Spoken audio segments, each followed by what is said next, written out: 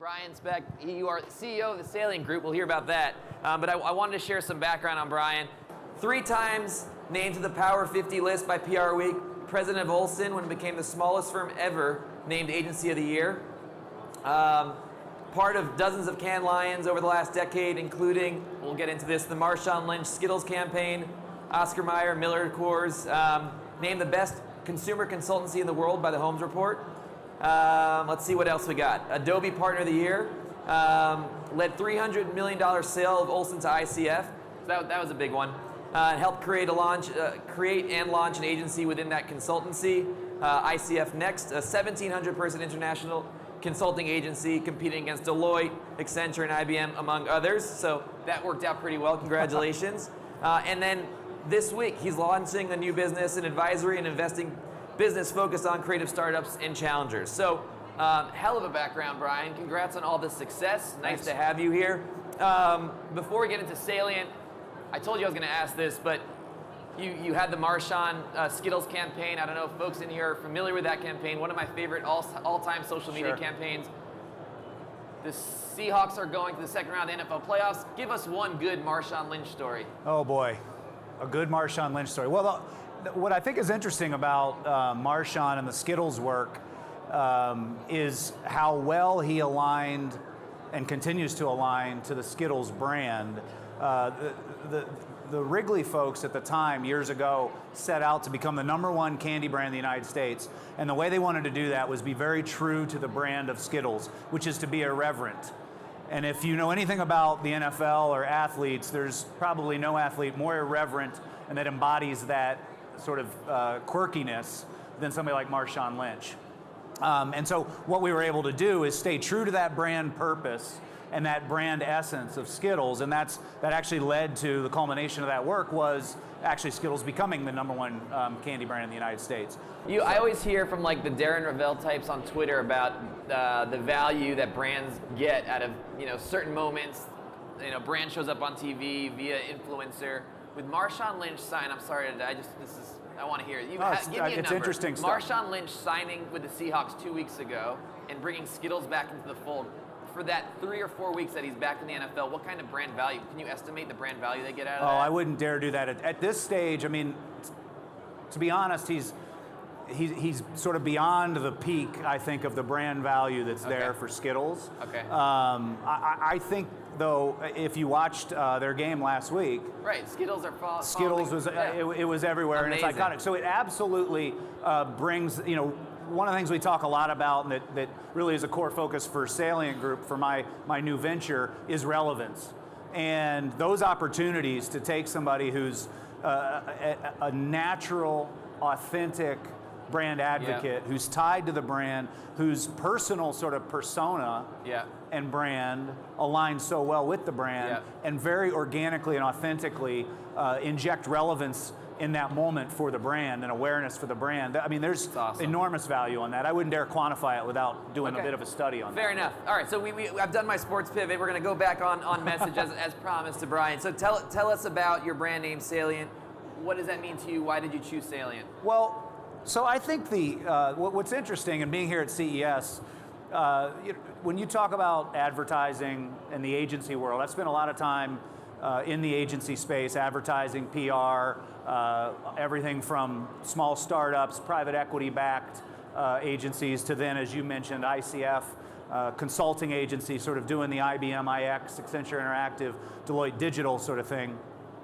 And when you look at it, digital and technology has been such a hot topic of conversation, obviously in commerce and in business generally. But for advertisers, for PR professionals, communicators, we just had Snap up here talking about a wonderful new platform for engagement, communications, and marketing that brands are still sort of trying to figure out how to crack the code there. TikTok, there's all sorts of new channels. That's sort of been the conversation that's been happening in the marketing services world for years. Sure. I think we're on the cusp of a bit of a renaissance on the creative side. These channels, these tools, these platforms are beginning to sort of rationalize a bit. And the phenomenon of businesses sort of doing digital transformation, something you guys talk about a lot. Yep. Sort of digital modernization, digitization of the business, Yep. understanding how to use data. By no means are we at a cruising altitude with technology in terms of marketing services. But last year, 2019, the numbers just came out, for the first time, all agencies in all categories, 53% of the spend and the revenue for agencies was clearly, firmly defined as digital. Right. We've sort of eclipsed digital even being a thing in the space. So when you're in that world of like this infinite degree of channels and platforms and ways to connect people, it sort of puts a premium back on creative. And in my mind, the relevance and authenticity of that creative, and again, the Skittles work is a great example of that. Yeah. Being true to the brand, being true to the spokesperson or the creative content that is true and resonates with the people you're trying to reach for that brand. Right. That's what's salient, right? Salient is what's important, what stands out. So the channels have been developed, they're there, the brands are there now, and now it's about how you can differentiate yourself by the creative, by being on point, by connecting the brand to the consumer in a smart, relevant way.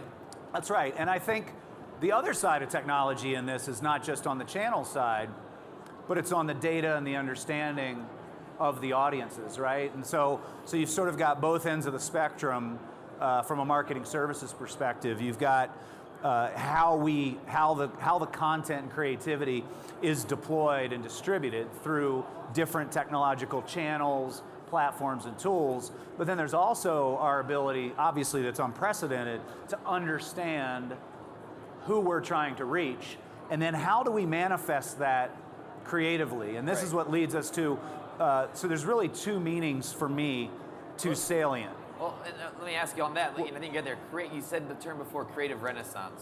So what does that look like? Like, how does that manifest itself? Right. So the creative renaissance, in my mind, is as the technological sort of means for connecting people, and as businesses become more mature from a digital standpoint in terms of how they engage their customers, competitively in different categories, you start to see, you know, the alpha on the digital leaders versus the laggards is beginning to close, because those laggards are kind of catching up, right? So the creative renaissance is what we're beginning, I believe, to already move into. I mean, we hear here at CES, we keep hearing content is king, and we all sort of have content is king fatigue right now. But the truth is, that's becoming that creative renaissance. It's all around content, but it's content that's informed by data, that's contextual, that's relevant and authentic to the right people that you're trying to reach. Yeah.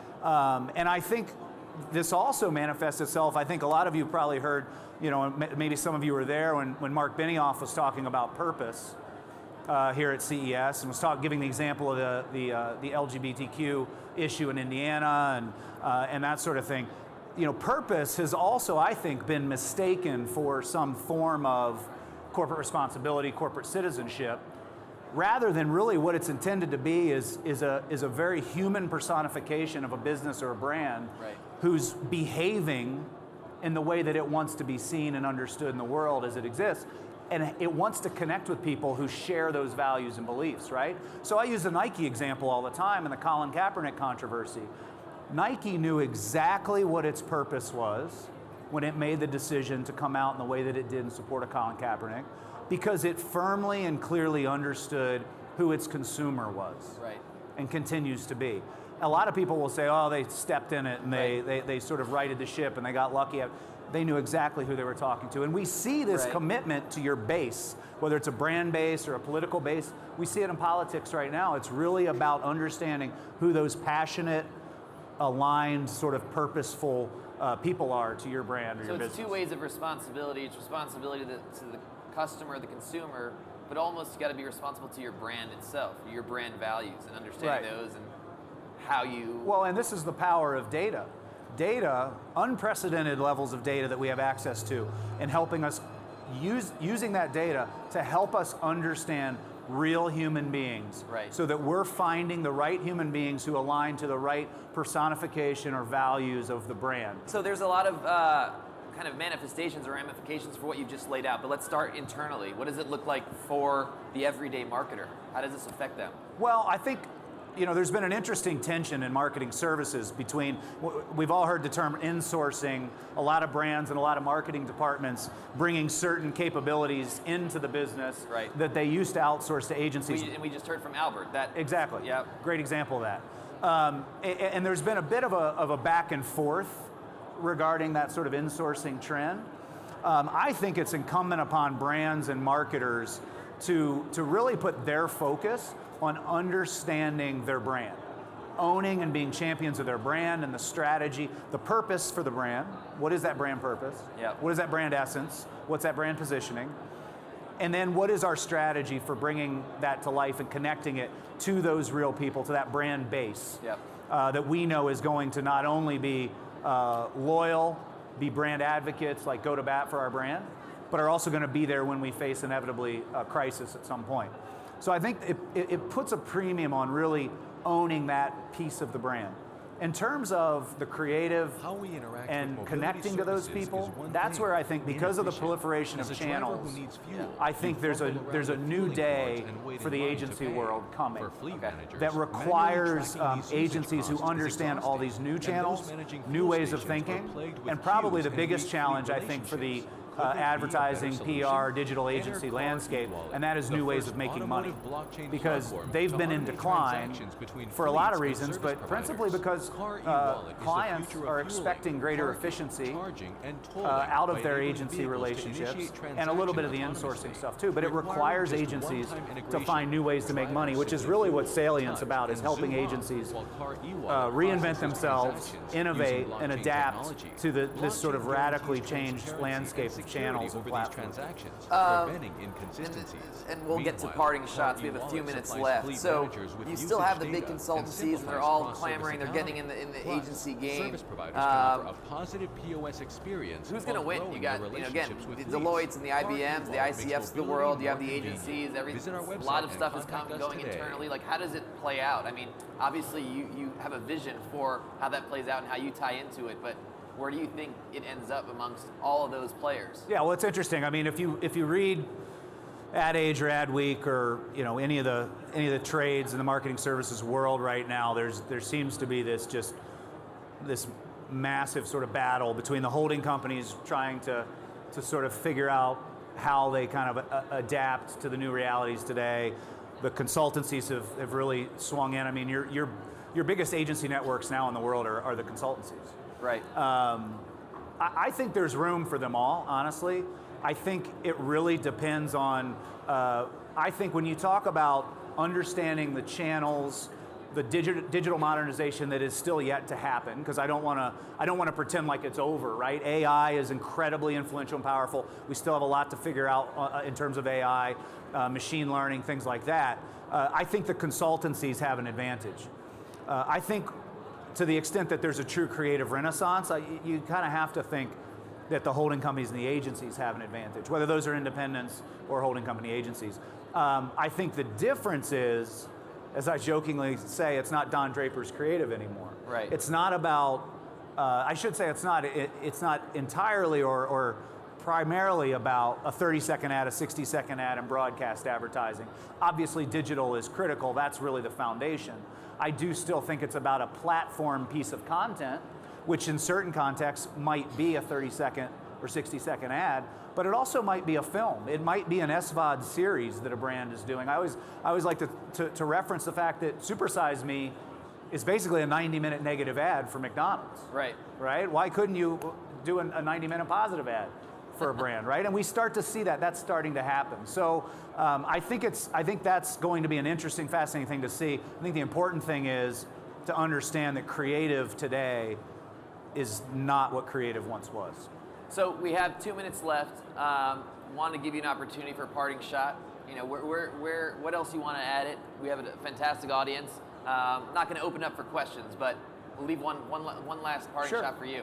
Well, I think, look, like I said, you've got advertising as a $100 billion industry right now, and we just turned this critical corner to 53.6% of those dollars that spend being put towards what is defined as digital. Talking about digital anymore is a waste of our breath, right? Yeah. It is digital. Digital has won, we know that.